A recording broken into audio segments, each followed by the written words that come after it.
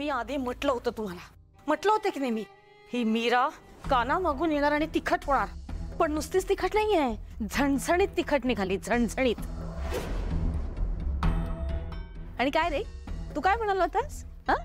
काय गावाकडची येते, काय करणार आहे, मी येऊ करीन, मी ते येऊ करीन. काय केलंस, काय केलंस? पण खरं बोलतेस तू बायको. वर्षभरात जे कुणालाच जमलं नाही, म्हणजे आपण जमवू दिलं नाही, ते या मीराने पटकन केलं सुद्धा. पण मला एक कळत नाहीये, मीराकडून केस पिंजरून घ्यायला ही वेदा तयार झालीच कशी? पप्पा, कशी तयार झाली पेक्षा तयार झाली हे महत्वाचं. आणि ती मीरा हळूहळू घरामध्ये पाय रोवायला लागली बरं का.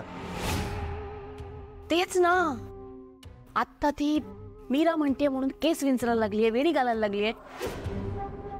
उद्या ती तिच्यामुळे बोलायला लागली तर पोरगीसारखी. बापरे, दोघी मिळून आपल्या डोक्यावर मिऱ्या वाटतील. आत्या रिलॅक्स. हे सगळं घटण्या अगोदर त्या मीराला मी या घराबाहेर हाकलेन.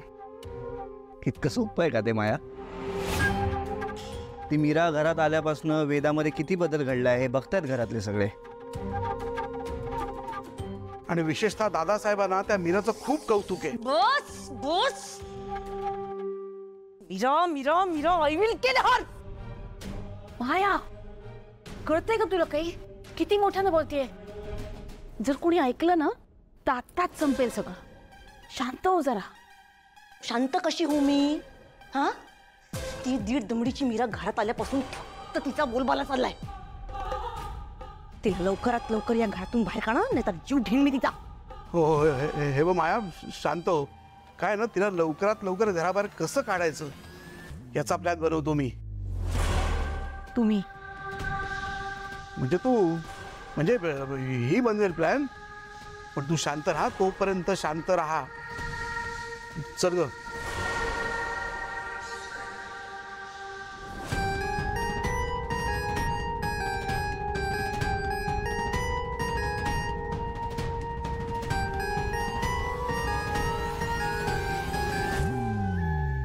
तुझं काय?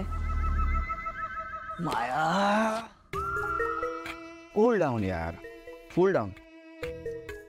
बघ, मी तुला आधीच सांगितलं होतं, ती मीरा तुझी जागा घेणार. किती दिवस झाले तिला घरात येऊन? 2, 4, 5 किती? आत्ताच ती वेदा तिचं सगळं ऐकायला लागली. वेदाच्या मनात तिने जागा बनवली सुद्धा. तर हळूहळू